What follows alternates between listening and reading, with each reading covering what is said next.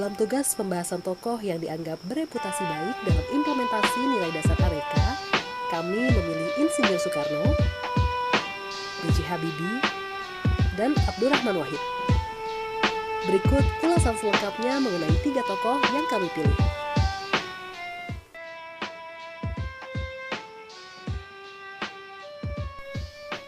Soekarno yang akrab dipanggil dengan julukan Bung Karno merupakan putra dari Raden Sukemi Sosrodihardjo dan Ida Ayu Nyoman lahir di Surabaya 6 Juni 1901. Jasa Insinyur Soekarno dalam memperjuangkan kemerdekaan Indonesia tidak perlu diragukan lagi. Bung Karno merupakan tokoh intelektual karismatik yang terlibat dalam peristiwa-peristiwa penting pergerakan nasional seperti mendirikan Perserikatan Nasional Indonesia, menentang imperialisme, dan turut serta dalam usaha persiapan kemerdekaan melalui BPUPKI dan PPKI. Beliau jugalah yang mencetuskan Pancasila yang kemudian menjadi dasar negara Indonesia. Lewat orasi-orasinya, Soekarno berhasil membangkitkan semangat juang rakyat Indonesia untuk terbebas dari penjajahan. Semangat juang tersebut yang kemudian menghantarkan Bung Karno menjadi proklamator kemerdekaan RI pada tanggal 17 Agustus 1945. Tak heran sehari setelah memproklamirkan kemerdekaan Indonesia pada dunia, tepatnya 18 Agustus 1945, Soekarno didapuk menjadi presiden pertama bangsa ini. Di bawah kepemimpinan Soekarno, Indonesia menjadi negara yang diperhitungkan di percaturan politik dunia. Salah satunya adalah dengan penyelenggaraan Konferensi Asia Afrika di Bandung pada tahun 1955 yang berujung dengan pembentukan gerakan non-blok. Soekarno berhasil membuat Indonesia jadi bangsa yang disegani.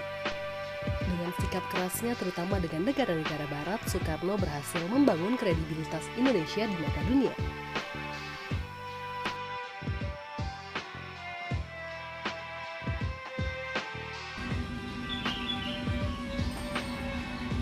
Nilai akuntabilitas dari Insinyur Soekarno ialah ia terbukti membawa bangsa Indonesia menjadi bangsa yang merdeka. Ia ikut andil dalam perumusan Pancasila, Undang-Undang Dasar 1945, naskah proklamasi, bahkan ia menjadi proklamator pada tanggal 17 Agustus 1945.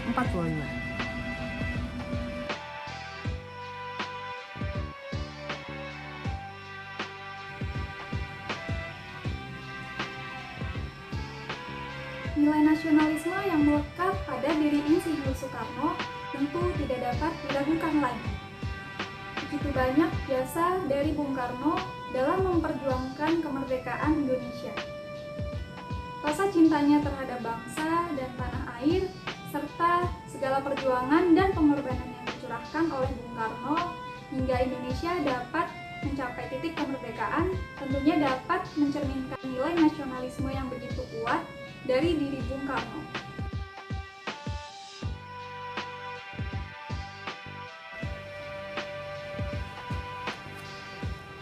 Nilai etika publik yang dapat kita teladani dari Bung Karno sebagai pemimpin dan tokoh intelektual karismatik yang terlibat dalam peristiwa-peristiwa penting pergerakan nasional. Beberapa di antaranya yaitu beliau memberikan contoh dapat mempersatukan gagasan-gagasan tokoh bangsa dari berbagai kelompok yang berbeda-beda, sehingga tercipta Pancasila sebagai dasar negara yang kuat, sebagai pedoman bernegara yang dapat diterima oleh semua golongan di Indonesia.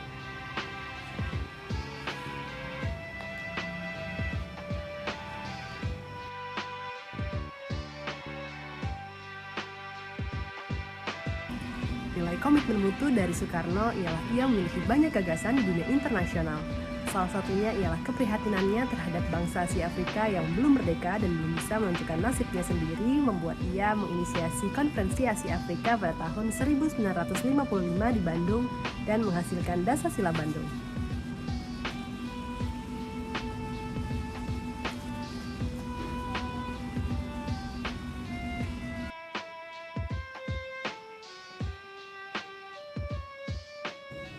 Meski tidak dapat dipungkiri bahwa pada era pemerintahan Soekarno banyak politisi yang melakukan tindak pidana korupsi, namun Soekarno sendiri memiliki kesungguhan untuk memberantas korupsi. Upaya yang dilakukan oleh Soekarno diantaranya dengan mengeluarkan perpu mengenai pengusutan, penuntutan, dan pemeriksaan tindak pidana korupsi, membentuk Badan Pengawas Kegiatan Aparatur Negara atau Bappekan, Panitia Retooling Aparatur Negara atau PARAN, Lembaga Operasi Budi, dan Komando Tertinggi Retooling Aparatur Negara. Semua lembaga tersebut tentunya memiliki fungsi utama, yaitu sebagai pemberantas aksi korupsi di era Soekarno.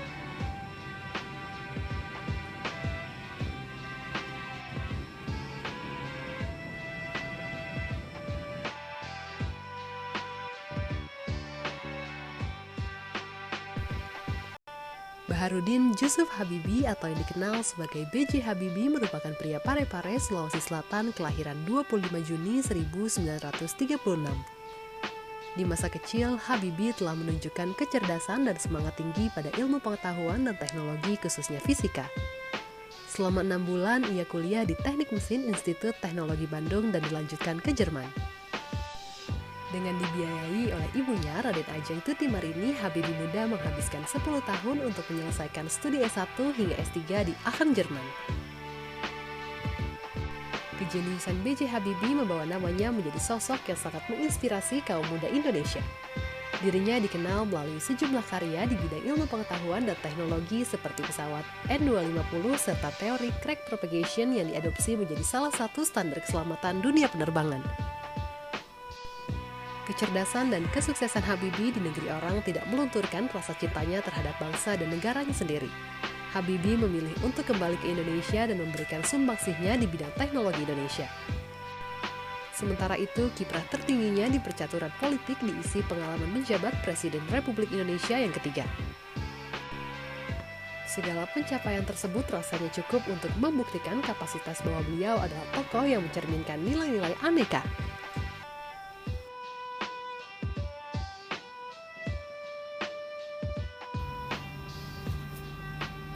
Bapak B.J. Habibie menunjukkan nilai akuntabilitas, di mana beliau bertanggung jawab dalam memulihkan ekonomi pada saat krisis ekonomi 1998. Dengan berbagai pendekatan yang dilakukan, beliau mampu menghadapi krisis yang terjadi. Salah satu contohnya, beliau mampu menguatkan nilai rupiah dengan mengendalikan uang yang beredar, meningkatkan suku bunga SBI hingga 70%, dan menerapkan bank sentral independen.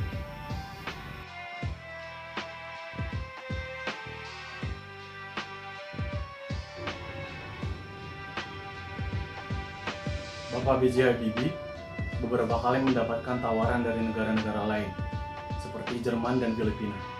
Negara-negara tersebut menawarkan status warga negara kehormatan, posisi strategis, dan manfaat menguntungkan lainnya. Akan tetapi Bapak B.J. Habibie menolak dan tetap memilih untuk mengabdi dan memberikan pengetahuannya demi kemajuan bangsa Indonesia. Hal itu menunjukkan nilai nasionalisme dari Bapak B.J. Habibie.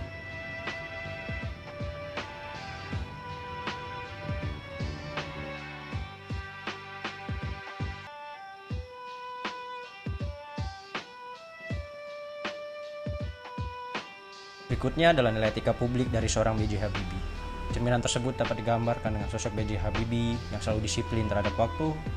Beliau seorang yang sangat jujur, memiliki kredibilitas yang tinggi, tidak tergoda dengan uang maupun perempuan, tetap teguh dengan pendiriannya, dan memiliki prinsip yang kuat.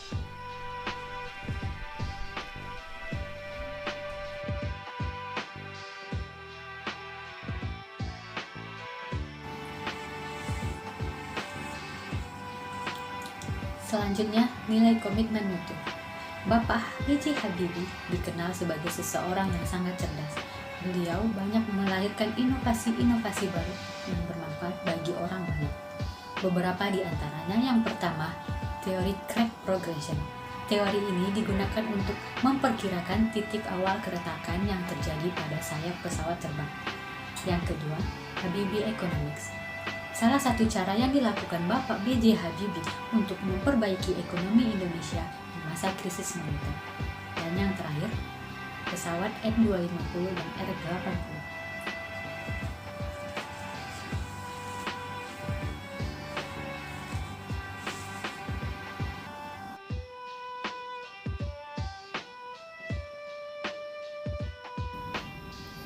Nilai anti korupsi dari Bapak B.J. Habibie yaitu beliau merupakan tokoh yang membangun fondasi pemberantasan korupsi di Indonesia. Hal itu terlihat dengan adanya Undang-Undang Nomor 28 Tahun 1999 tentang penyelenggaraan negara yang bersih dan bebas dari korupsi, kolusi, dan nepotisme. Kemudian dengan adanya Undang-Undang Nomor 31 Tahun 1999 tentang pemberantasan tindak pidana korupsi.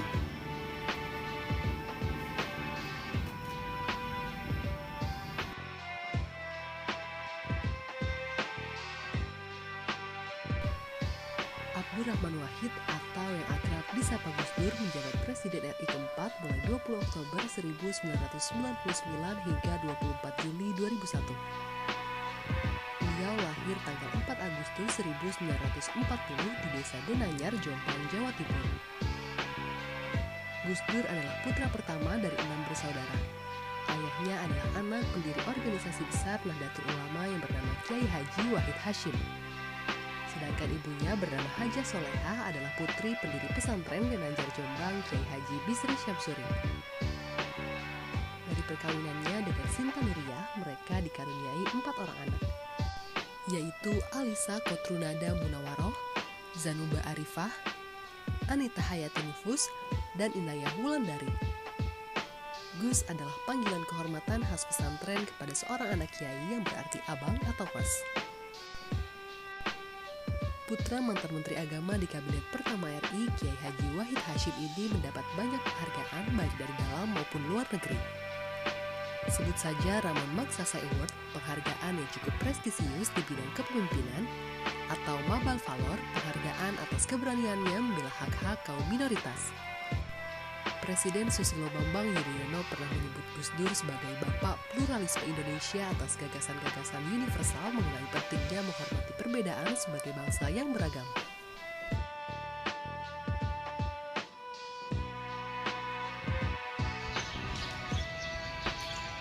Bapak Abdurrahman Wahid, Bapak Presiden keempat ini disebut juga sebagai Bapak Pluralisme, di mana sangat menghargai keberagaman terutama suku, agama, dan ras.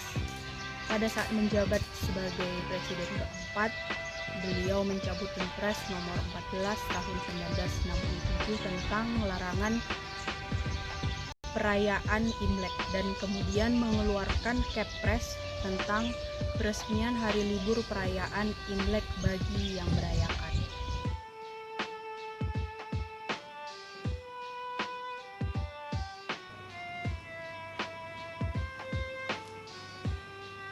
Gus Dur menunjukkan rasa nasionalismenya dengan mengakui Konghucu sebagai agama dan menjadikan Imlek sebagai hari libur nasional.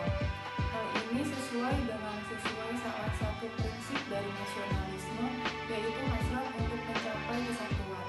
Gus Dur merangkul seluruh rakyat Indonesia tanpa terkecuali, termasuk keluarga minoritas. Hal ini mencerminkan nilai-nilai Pancasila, mengajarkan pada semua orang mengenai toleransi antar beragama, sehingga perbedaan yang ada tidak akan meruntuhkan persatuan Indonesia.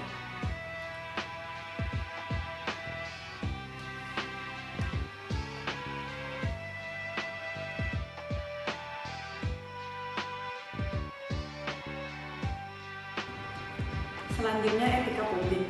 Kiai Haji Abdurrahman Wahid atau Gus Dur merupakan salah satu tokoh bangsa Indonesia yang pemikirannya tetap relevan serta dikenang sepanjang masa. Salah satunya adalah konsep pendidikan karakter dengan mengedepankan moralitas dalam penyelenggaraan pendidikan. Pendidikan karakter yang dimaksud adalah pendidikan karakter yang berbasis pada kearifan lokal, yang merupakan nilai-nilai yang terkandung dalam tradisi dan ajaran agama. Beliau juga mengedepankan pluralisme dalam memimpin negara Indonesia, serta menentang ketidakadilan, diskriminasi, dan penindasan.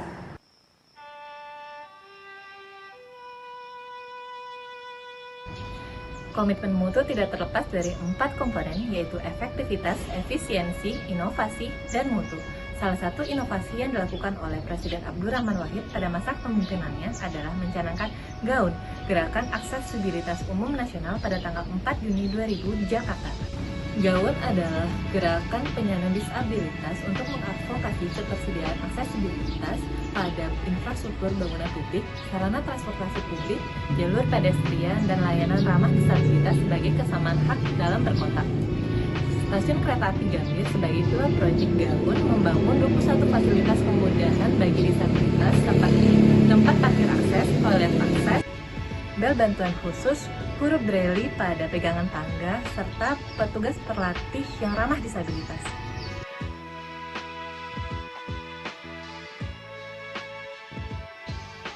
Bapak Abdurrahman Wahid merupakan Bapak inisiator pembentukan lembaga pemberantasan korupsi atau regulasi yang melatar belakangi hadirnya KPK atau disebut juga dengan Komisi Pemberantasan Korupsi. Tokoh Nahdlatul Ulama ini sangat memiliki komitmen kuat untuk melawan kasus korupsi di Indonesia.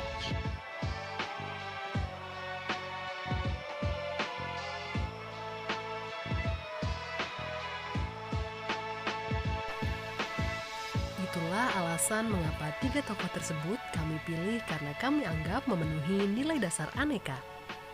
Semoga sebagai ASN kita dapat mencontoh nilai-nilai tersebut dari para tokoh dan dapat menjadi pelayan publik yang baik. Demikianlah ulasan kelompok kami. Terima kasih.